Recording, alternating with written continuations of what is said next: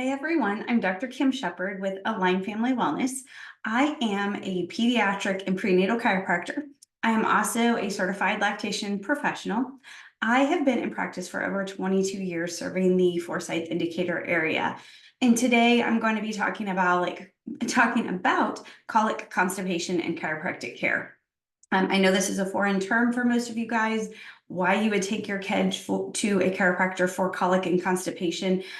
So hopefully I'm going to explain a lot of things and go over some reasonings behind, why your kiddo may be suffering from some of these things and what we can do in our office to help make your kiddo just feel better and thrive. Okay.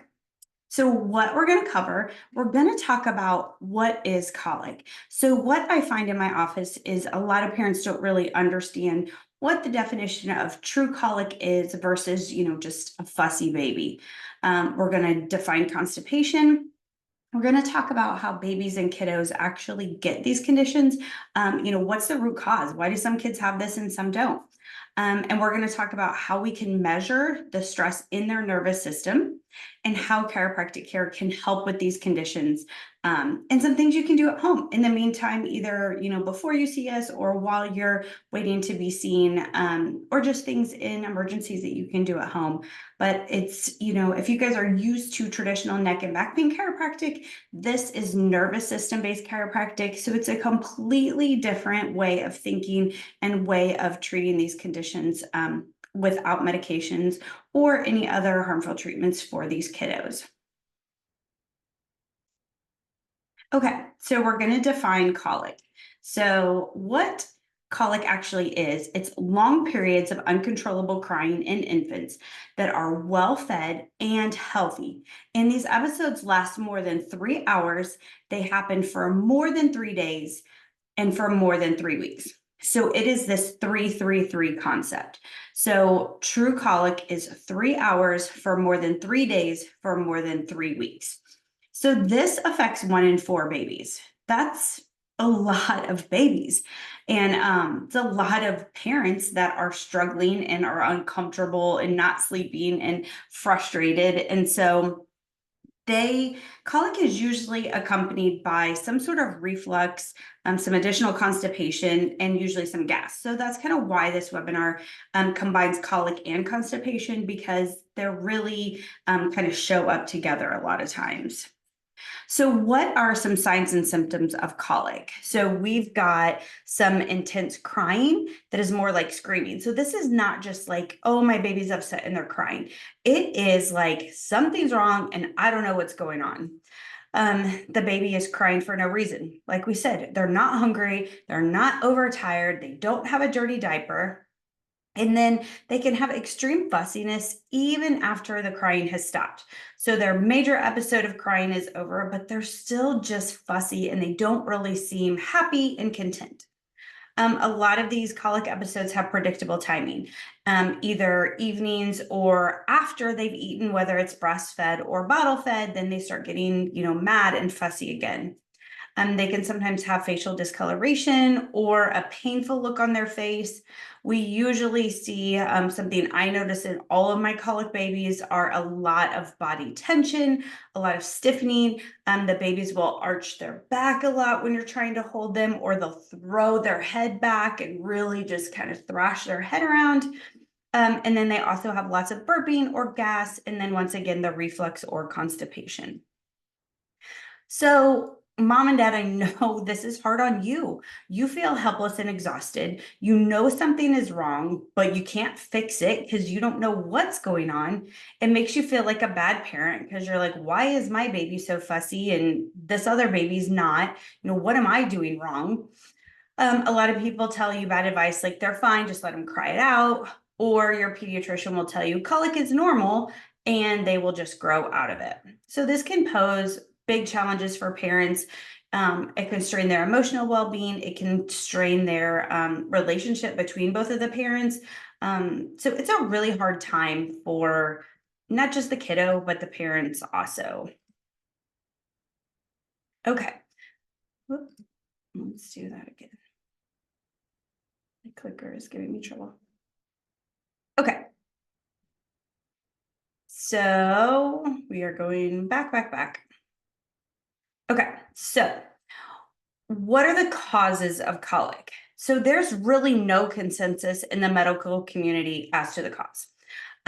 They really can't come up with any sort of answer, and they really offer little help other than maybe putting your kiddo on some kind of reflux medicine or something like that to help. They usually tell parents, don't worry about it, they'll just grow out of it. But the truth is that they will not grow out of it, that they will just grow into more problems if the colic is not fixed. So I say this all the time in my office that kids don't grow out of things, they grow into bigger problems. So bigger problems can look like them being chronically sick all the time. They could have sleep disorders, sensory issues, ADHD, moving into constipation. Most of the kiddos that I see that have some sort of ADHD or sensory processing disorder had colic and constipation as a baby. So I'm telling you, if this is not fixed, if the root cause is not handled now when they're babies, they're going to have more problems later on. So now let's talk about constipation. True constipation is defined as less than 3 bowel movements per week. Chronic constipation can happen when they have infrequent bowel movements or difficulty passing stools that persist for several weeks or even longer. Some children can even suffer for years with constipation. And this can also happen to babies, kiddos, teens, or even adults. So 25 to 30% of kids struggle with constipation. That's just such a huge number, and we are not talking about this enough, and we are not talking about how much this is a problem when we are not, voiding our stool and we are reabsorbing all of those toxins. As these kids are just not passing their bowel movements and those toxins get reabsorbed into the system, plus just what happens with this chronic constipation. It's uncomfortable. These kids are just really miserable, and babies too. Okay, so what are some causes of constipation? So these are some things that we can look at just in general. So obviously, we look at gluten or dairy intolerance. A lot of babies don't tolerate dairy-based formulas well, and we see a ton of constipation and gas with these dairy-based formulas. If you have an older kiddo or a teen, they're usually not getting enough fiber. They're not getting enough magnesium. Magnesium is important for over 600 functions in our body, and most of us are deficient in magnesium. A lot of kids are deficient in pre or probiotics. Their microbiome is basically destroyed, which is the, like little protective layer of our gut. And so we have these good and bad bacteria that live in there. So things like chronic antibiotic use kills off all the good bacteria. And if we don't promote a good healthy flora with good healthy probiotics and prebiotics, then our microbiome is disrupted, and then we have a lot of stomach issues. And so we'll talk more about some prebiotics and probiotics later. Lack of hydration is huge. Kids do not drink enough water, and they, like to drink Gatorade and, juices and milk. And like we talked about, if you're constipated, dairy is something that we don't want you doing. Your kiddos, your teens, you need water. You need a lot of hydration. Hydration gives water to the stool and helps it pass easier. A lot of kids will hold their stool and they will not use the toilet when they have the urge to poop. So then that causes constipation because we are, disrupting kind of that normal biological rhythm of I need to go to the bathroom. We're holding it, then that urge passes. Now we've got some constipation. There are a lot of meds that kids and adults are on that will cause constipation. So that is something that, one of the first things, if your kiddo or yourself or your teens on any kind of medicine, you need to check side effects and see if constipation is one of those. Just as an example for adults, like opioids can, like pain relieving drugs, Vicodin, stuff like that can cause major constipation. A lot of kiddos have pelvic floor muscle weakness, or they have difficulty with coordinating their pelvic floor muscles. So it does make them have trouble going to the bathroom. And then they're holding their stool and not pooping. So pelvic floor weakness is involved. I have had a few babies with blockages in their colon or their rectum. That's something that's a medical emergency. You usually know when that's happening. So that's kind of a rare condition. There are conditions in kiddos that can cause constipation. Kids that have cerebral palsy or, that have that are paraplegics. There's certain kids that they're not up moving around because they physically can't, because they have conditions, and that will cause some constipation. But once again, very rare in that situation. So, obviously later on, we are going to talk about the nervous system cause of constipation and colic. So I don't want that to be missed here, that there is a nervous system cause, and we will go over that. But this is kind of your traditional, medical or Google search on what causes constipation. So let's talk about the typical treatment that you're going to be given in your pediatrician office if you tell them your child is constipated. So it's usually Miralax. So the main ingredient in Miralax is polyethylene glycol 3350. So what it's designed to do is to help the digestive tract hold more water, which pulls more water into the stool. So that's why we talked about hydration is so important, because we need water into our stool to pass it easier. So this artificially draws that water in to make the stool softer. So it is a powder, and you can mix it in water or juice. The dosage of Miralax is specifically designed for adults. It's a product made for adults 17 years and older. So dangers of Miralax is the FDA has failed to approve its usage for kids under 17. And, sometimes whether things are FDA approved or not, some of these newer vaccines and stuff, oh, it doesn't matter, it's not FDA approved. But this product has been here long enough that it's been through enough trials that they will not approve it for use in kiddos. So that's important to note. It's not approved for kids under 17. So what we're trying to prevent, this Miralax can actually cause. So it can actually increase bloating and cramping and gas, and it could give your kid diarrhea, which, yes, we're trying to move that stool, but they probably also have gas and bloating and cramping, and this can make it worse. So the polyethylene glycol also alters the body's natural process for nutrient and fluid absorption. So like we talked about earlier, it's artificially pulling water into the gut. So then your body gets a signal that they don't need to pull its own water into the gut.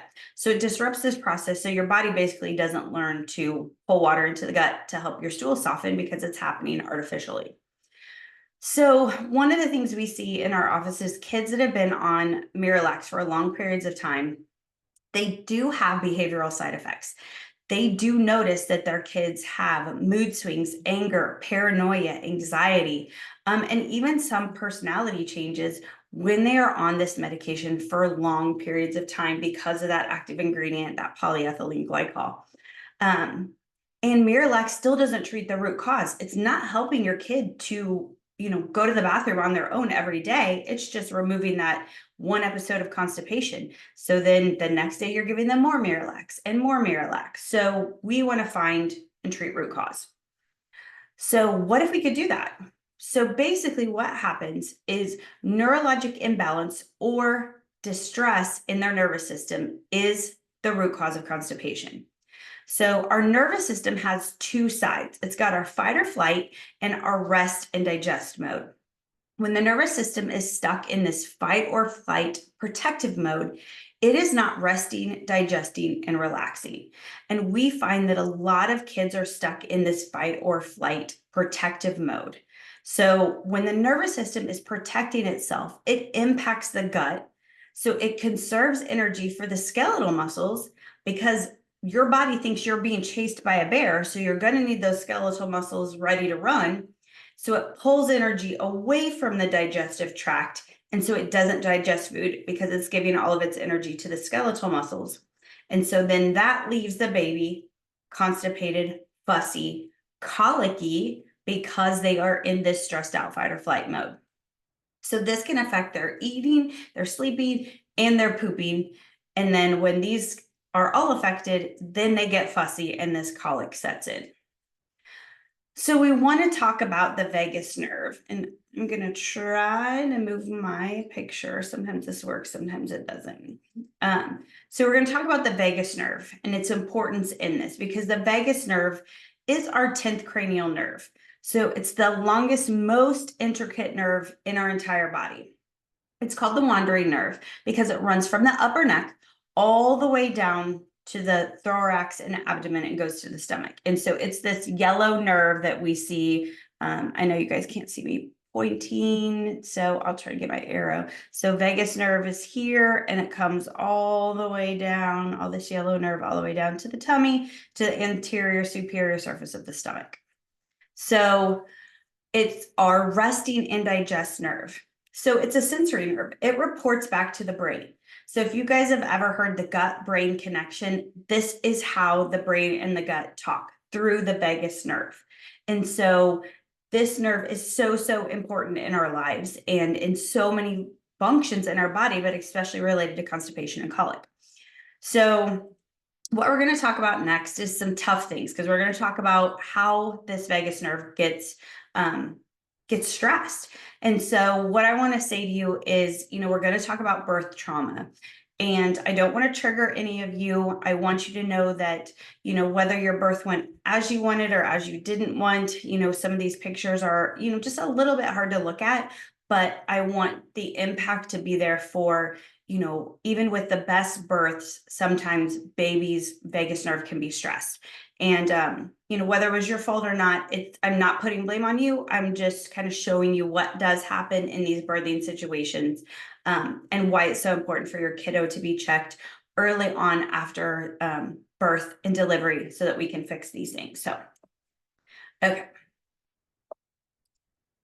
So let's talk about a vacuum delivery. So in a vacuum delivery, anywhere between almost 4 pounds of pressure and 32 pounds of pressure are used as they come down and put this vacuum on the baby's head to pull the baby out. So if this vacuum pops off of their head, that is about 70 pounds of pressure every time that pops off. So when you come into our office and we talk to you about your birth, we kind of want to know, was it a vacuum delivery? And how many times did that vacuum pop off of the baby's head? Because we kind of add up all of these pounds of pressure and start looking at their neck to see, did we have some stress in their neck? And you can kind of see how this baby is being pulled out. Neck is being stretched a little bit, almost into extension. And that would be with even a normal delivery. There is 29 pounds of force for every push that you have in a normal delivery. And, so a lot of times we'll ask you, how long did you push? Or how many pushes did you have? Because even if you had a great birth and you're like, I pushed twice, that was almost 60 pounds of force on that baby's neck and shoulders and head during just that 2 pushes in delivery. So it's not necessarily, nothing has to be traumatic, but I just want you to see the pressure that's involved in these deliveries.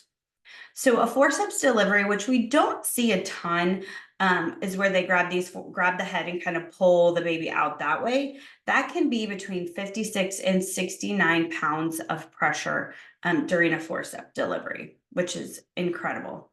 But also, we say how your baby bakes or births has everything to do with, kind of if they're going to be stressed when they come out or not. So if they are in any kind of breech position, so these are some different breech positions. We've got frank breech, we've got footling breech where their foot comes out first, or they're laying transverse your whole pregnancy, or if they are what's called, complete breech, where their butt's kind of stuck down. I mean, look at this kiddo's neck. You can see his head is being, kind of smushed sideways during this whole time, depending on when baby became breech. He could be sitting here for weeks and weeks and weeks. Look at the Frank baby's neck. I mean, it's squished down into flexion and really can aggravate that neck and shoulders when that baby's head is down. So, as they're baking, as they're growing inside of you, these malpositions can cause some stress on their neck and shoulders. So C-section. So this is, a picture of a C-section. Babies are pulled out by their neck, and you can kind of see how much torsion is being used on this baby's neck. They are being pulled out from basically base of that skull. It can be 100 pounds of force that is being pulled as they come out of that uterus in a C-section. They also don't get to come down the vaginal birth canal, so we don't get a lot of cranial molding. We don't get good vaginal microbiome. We don't get, just any of those forces that kind of push through the birth canal. So my C-section babies are ones that I want to see right away because we see a lot of issues in their upper neck. They have trouble with feeding, nursing. Usually they're a little bit early, premature, 37, 38, 39 weeks. So they are really going to struggle with nursing issues. They just don't have the cranial molding and just some of the good flora. So we do see them being a little bit more colicky and have more constipation because their microbiome is not as complete as we want it to be through a vaginal birth. So physical or emotional stress during pregnancy also can leave the nervous system stuck in a fight or flight mode, and that can affect the newborn baby. So your umbilical cord is the power cord from you to the baby. The baby is absorbing your nutrients, it's absorbing your toxins, it's also absorbing your emotional stress in your nervous system. And so, if you are a mom, I saw this a lot in COVID where everyone was stressed, but especially moms were stressed, pregnant moms, because you didn't know how you were going to deliver, who was going to be in the delivery room, all the things. Everybody was just so stressed. COVID babies are some of the most stressed babies I've ever seen because mom was so stressed in those days of her pregnancy. So we just know sometimes things are out of our control. Stress doesn't go away, but how we can handle our stress and how our nervous system handles stress can be helped through chiropractic care during pregnancy. And that's why we want mamas under care as soon as possible so that their nervous system is in a great place for baby when they get ready to give birth. So how do we find if your baby's stressed? Your baby can't tell us. They're not going to say, hey, mom, I'm a little stressed out.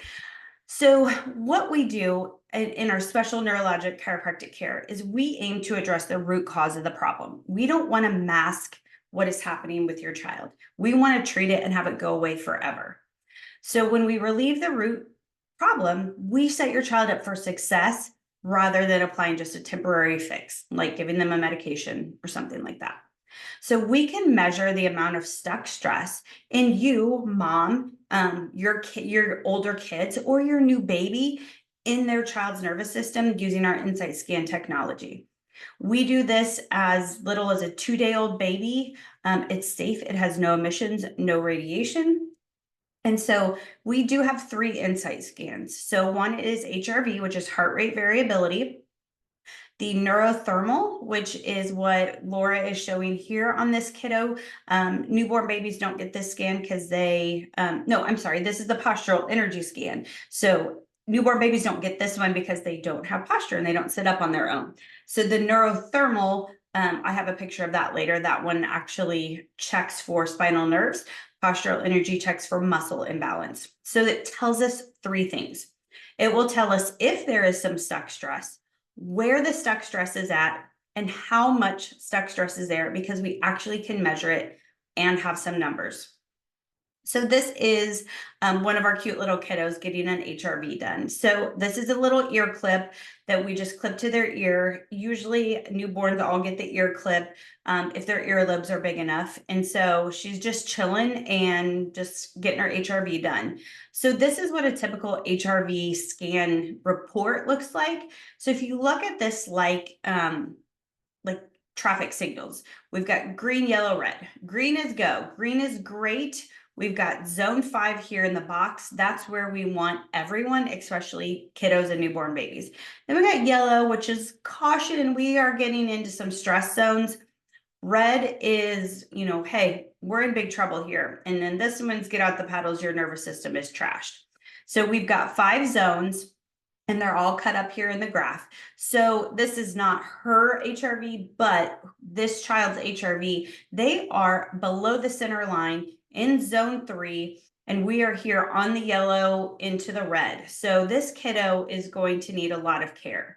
They are stressed. They are in zone 3, which is our worn, they're worn out, but they're wound up. So this is easily a colicky baby who's fussy, really stressed out. And so, these give me a bunch of numbers and I look at this scan, but this tells me that this baby is not handling their nervous system's not handling stress well. They should be up here in the green. So I'm sure this kiddo is colicky, fussy, not nursing well, not doing good at all.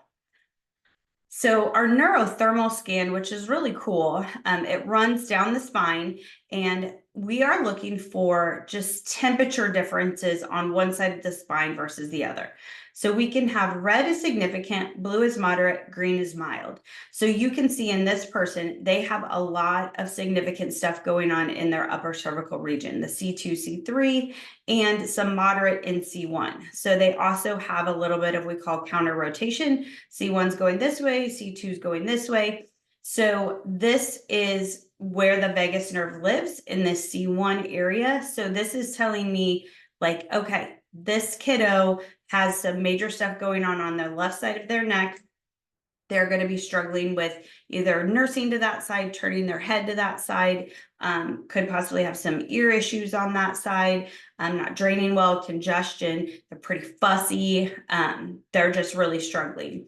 So if we were looking more at constipation, that is down here in the lumbar spine. So we would see some red and blue light up down here in the lumbar spine with constipation, because that's where the nerves run to the gut, to the stomach, is down here in this lower lumbar spine. So the scans tell me everything I need to know, along with your birth history. And so we can put a good plan together looking at these scans, and they give us a score on 0 to 100 and just kind of let us know where you or your kiddo falls in that range.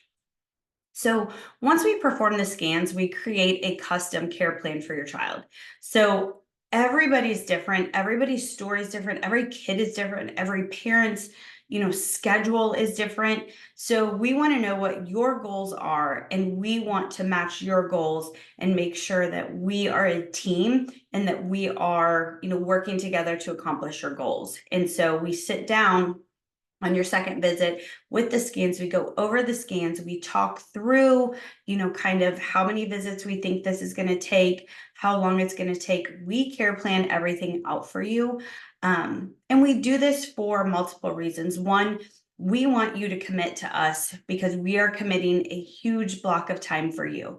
And if you commit to saying, I'm in this, I want to get my kiddo better, we want to create a care plan so you know exactly what to expect. There is no week to week, let's see how you do, come back maybe. No, with these scans, with my clinical experience, I know exactly how many treatments it's going to take to get your kiddo better.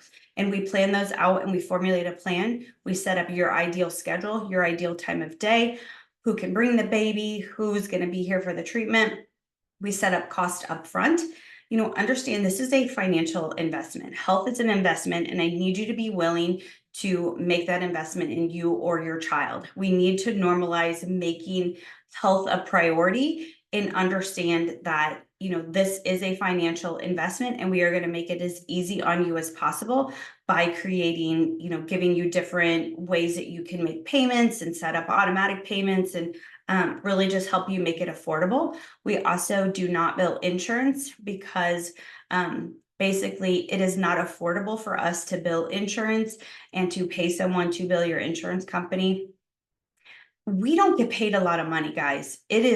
We cannot afford to have a full-time biller to argue with Blue Cross and fight for money. And so we support you, because we know you have insurance, with giving you a super bill, which allows you to turn all of your care into your insurance company so that they can reimburse you directly. That allows us to keep costs down. It allows us to treat multiple family members at discounted rates. It allows us to, give discounted exams if we need to. It gives us a lot of freedom and flexibility to get full families under care, where we are not bound by the rules of the insurance companies if we were to bill insurance. So you can get a reimbursement from your insurance company, and that is something we help you with along the way. So, how chiropractic care helps? We remove the stuck stress from the spine using gentle, safe, and effective adjustments. We unwind and release the stress and tension built up in your baby or your kiddo's nervous system. So I know you as a parent, you're nervous bringing your kid in. You've seen the TikTok videos on, people cracking and popping other people. Understand that pediatric adjusting is a skill and it's an art and it takes extra training. We only use the amount of pressure that you would use to test like a tomato or an avocado at the grocery store or to press on your eyelid. Once you start to feel the pressure on your eye, that's the only amount of tension we are using to adjust your baby. So we are trying to help stimulate that parasympathetic nervous system, which is our rest and digest nervous system. We have specific and extensive training in pediatric adjusting.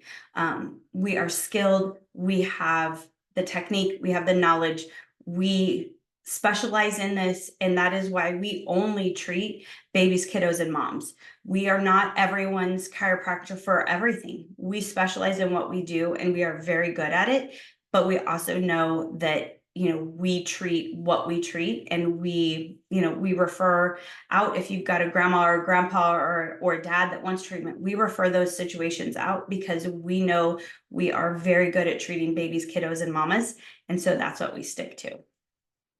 So let's talk about some stuff you can do at home. So say you're far away from me and you can't get in to see me, or you just want to have some stuff on hand.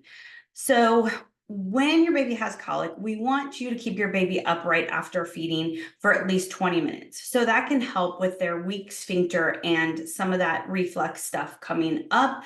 And so if you keep them upright, that helps. So there is some homeopathy. It's called Nat Phos, and that helps for reflux and colicky babies. I love this earthly tummy relief. We sell this in the office. It's better than gripe water because it has organic ginger root, organic fennel seed, organic catnip. It's just some vegetable glycerin and a little bit of filtered water. And so it helps with that gas pain and that fuzziness. Obviously, the biggest thing for colic is upper neck adjustments and cranial work because of those birth issues and the way these babies come out at birth. They need a lot of upper neck and cranial work. So constipation, we are going to remove these things from the diet. We are going to remove dairy, processed foods, fast food, artificial sugar, and sugary beverages. Obviously, these are for kiddos that are, on table food and eating things. We want to clean up their diet and give them good, healthy foods that aren't going to harm their gut. So some foods to add to their diet that are good. Ground flax seeds are amazing. You can hide them in a lot of things and your kiddo won't even know that they are there. You can mix it in applesauce, you can put it in pasta sauce, you can put it in, like muffin mixes, pancake mixes, smoothies. So you can just, kind of blend them in, and that gives a lot of extra fiber. But it's just a fine powder, and so it's hardly recognizable in anything. Some good foods to give kids who have constipation. And I understand a lot of your kids with constipation are picky eaters, but it is your job as the parent to provide good, healthy foods for them and to expose them. It can take up to 21 times for your child to be exposed to a food and decide they like it. So keep presenting good foods, keep offering, don't give up, mom and dad. So sweet potatoes, oats, beans, avocado. You'll hear me say this all the time in the office. Fruits that start with P, peaches, pears, plums, prunes are all great for helping them poop.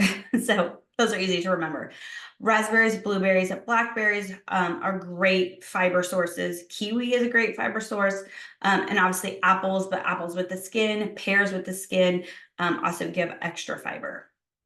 So if you need some extra help, if your kiddo is really struggling, I want you to try some of these things. So you're going to give them a glass of warm water in the morning. And that just helps to get their digestive system flowing, kind of pushing some extra hydration in. And that warm water really helps the bowels move a little bit easier. If you can squeeze a little bit of lemon in for detoxification, if they like a little bit of lemon water. Chia seeds, I love chia seeds in things, yogurts, applesauces. You can smoothies, but you can soak chia seeds just a teaspoon overnight. It gets a little kind of tapioca like. Chia seeds kind of puff up a little bit. And so if they'll just take that teaspoon of those soft seeds, those are really, really great for fiber. Raisins are great too, but if you want them to be soft, you can soak the raisins overnight. 4 to 5 raisins, you can cut them up and have them be almost like a soft little fruit snack. One of my favorites is the 2 dried plums at night before bed. Or I'm sorry, 2 dried prunes, same thing, plums, prunes. So if you cut up the prunes into small little pieces, they almost look like little fruit snacks. They do taste actually really good. And they can have 1 to 2 prunes at night before bed, and that just kind of helps them be able to have a bowel movement in the morning. Psyllium husk powder, you can put that in smoothies and drinks and things like that. That's just another fiber-based powder that is way better for them, has good fiber in it versus like the benefiber stuff. I don't even know what's really in those things, but these are much better, healthier options. So at-home remedies for constipation, this is a lot of stuff that we do in our office, and these are actually like in my FullScript account. So this is the QR code that you can scan with your camera. Just open up your camera and hold it up to this QR code, and it will take you to my FullScript account. So these are all in there under constipation. So we want to get them on a good probiotic because we talked about how probiotics are great for the stomach. Homeopathy that seems to work really, really well for kids, and you can give homeopathy to even babies. Illumina, Borania, and Nux Vomica are actually the 3 that we recommend in our office that do a great job with helping bowel movements. Magnesium lotion rubbed on their belly at night. We use Earthly magnesium goodnight lotion, which is a magnesium lotion. I use it every night. I love it, just, to kind of get some extra magnesium in our system, especially for kids that don't, swallow pills yet and need that extra magnesium. Castor oil belly massage can kind of help move some of that stool through if you want to massage the belly using castor oil. So all this stuff is linked in my FullScript account, so you have access to that and can grab that if you're not local. Obviously, I'm going to say adjustments, adjustments, adjustments. And if you talk to my patients, you will know that, if their kids go a few weeks without seeing me, they're like, hey, I know we need that adjustment. My kiddo needs to poop. Sacrum and low back is where I work for kiddos that have constipation. And once they are adjusted, I warn you, they will go home and have a blowout. So, that is something that we warn parents of. They will poop, and they will poop a lot after we adjust them, which is what you want when you're coming in for constipation. So what do you do next? What's next step? So if your child has constipation, colic, or any of these, kind of nervous system based issues, reach out to us, schedule an appointment. Let's get your kiddo scanned. We have an online patient registration link on our website that I'll put up here in a second. We can help you determine underlying issues, irritations, or blockages within your child's nervous system using our insight scans. And we will talk you through that and show you everything. We know we can help your kiddo with colic and constipation. We see kids every day with these issues, and we help their parents be able to rest and sleep at night, and these kiddos being able to thrive. So if you have questions, don't hesitate to contact us. We will answer any questions over the phone. You can DM us on Instagram or Facebook. Our mission statement is to educate and empower parents to raise healthy families naturally to achieve lifelong wellness through chiropractic care. Our mission is to have every baby be seen after birth, to have these babies adjusted, to have them continue into care throughout their childhood, throughout their teenage years, into adulthood, so we can see them, get pregnant and raise the next generation of healthy chiropractic families. Here's our Gmail. If you have questions, you want to email us, our phone number. Follow us at Aligned Family Wellness Chiro on Instagram. If you have questions on what does an adjustment look like, what does our office look like, you get a tour of first day, you get a tour of second day. We have a ton of information on our Instagram page. We also have Facebook, Aligned Family Wellness Chiropractic and Acupuncture. You can find us on Facebook and like our page. I just want to thank you for attending this webinar. I appreciate you taking time out of your busy day to learn more about the root cause of chiropractic care with constipation and colic. This is a passion of mine to educate you parents, to let you know there are other ways. And I'm just so thankful that you took the time to at least, be open to hearing some of these situations. And if there's anything we can do for you or your family, we would absolutely just love to care for you and care for your family. So please reach out to us. We hope to see you soon. Thank you.